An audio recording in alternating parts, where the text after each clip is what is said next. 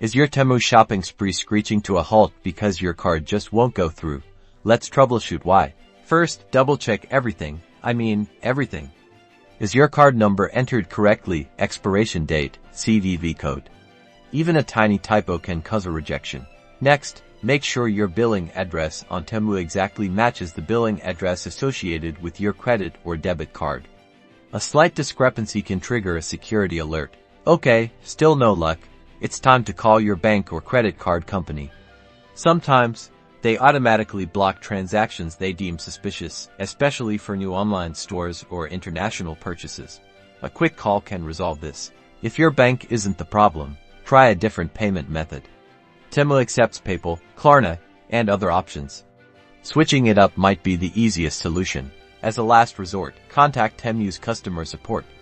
They can investigate potential issues on their end, like system glitches or account-specific problems.